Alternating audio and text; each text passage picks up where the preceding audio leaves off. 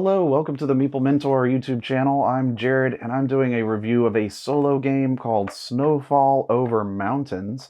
And this is by Pencil First Games, so, it's a small box and easily transportable. And I will say that I brought this to my work and just played it at my desk because it has a very small footprint. It's not very long, I'd say maybe 20 minutes, and you play solo. So for all my solo gamers out there, this is one to take a look at. If you're not a solo gamer, I would consider picking this up just in case you ever get bored and don't want to play a game on your phone or something, because this is a lot of fun. Essentially, it's a game about maxing out your points the best you can by placing tiles out from your starting cabin tile. And you have, from your cabin, two options of which one you want to start with. And essentially, it involves your road. You want to make sure as you add tiles to this, you can grow it out, either with one square, two squares, or adjacent this way.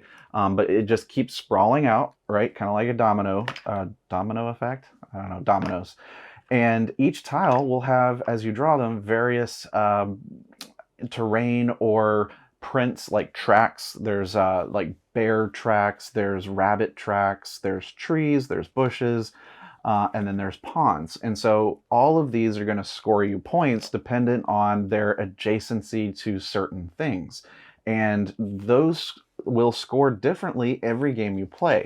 So what you're going to do is you're going to take the available scoring mechanism cards for each one. So you'll take one for the bear, one for the rabbit, etc. And then for that game, that's how you're going to score points. And so as you're placing these tiles out, you want to keep in mind, the position of these different features of the tile in relation to each other. And the trick here is not just placing them out and, scoring each of these separately, but the road that is on the cabin, right? Any time you draw a tile that has a road on it, you're going to want to end up trying to get this to connect back to your cabin in some way. If this road doesn't, then every tile that has a road piece that doesn't connect back is going to lose you points.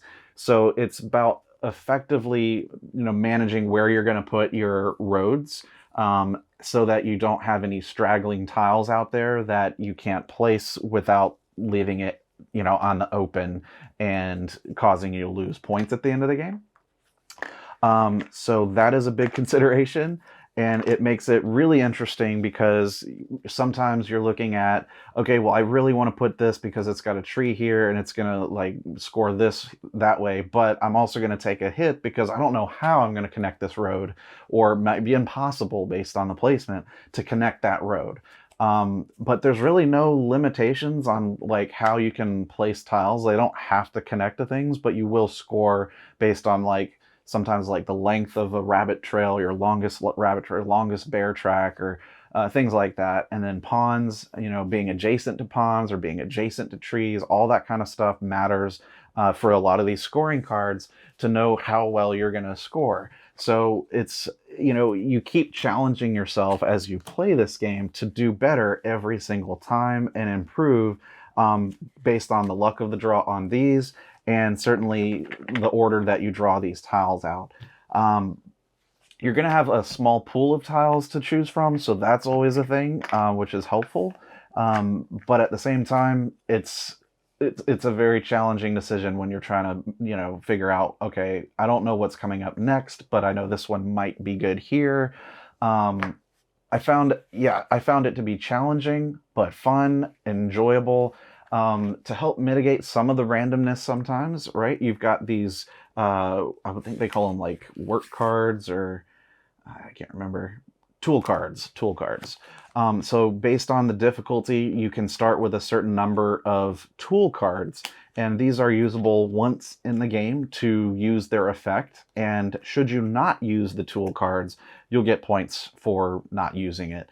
But these can be useful, and you're dealt out a certain number of these every game. So the abilities, if you will, that you start with, and of course, your scoring methods that you go with are going to be different every game.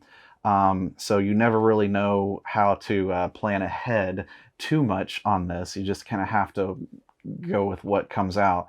But for example, here's like the snowshoes. You can play a tile on top of any other tile except for the cabin tile. So the snowshoes is very useful if you've kind of messed up and want to drop, place a tile over something that might otherwise cause a problem with some of your other scoring methods. Like say one of the tree scoring cards, for example, you don't want to have it'll score you for each tree in separate rows. So if you ended up accidentally putting two trees in the same row, then you might want to use the snowshoes to cover up a tree so that that row will score you there, just as an example.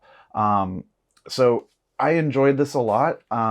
It's a solo game, so you can only really play it by yourself and then give it to someone to challenge them for their high score, which, I did at work. I showed my coworker the game. He thought it was really interesting and never seen a solo game before.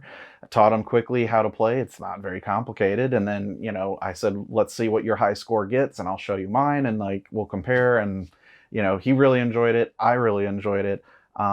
And just like most pencil first games, it's a very transportable box and components, and I think that's a real positive to what this game is. And if you like tile placement and combos and maxing out scores and always being like having to adapt to what comes out and most efficiently use your tools, like that's this game in a very small short of amount of time. Like it's 20 minutes and then you're done. You place all the tiles out and then you add up your score.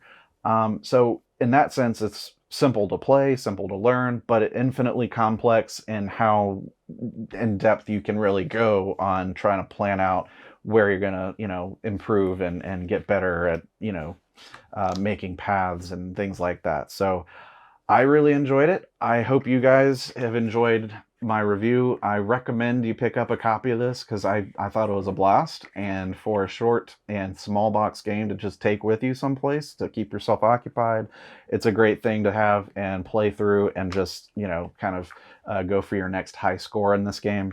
So highly recommend Snowfall Over Mountains.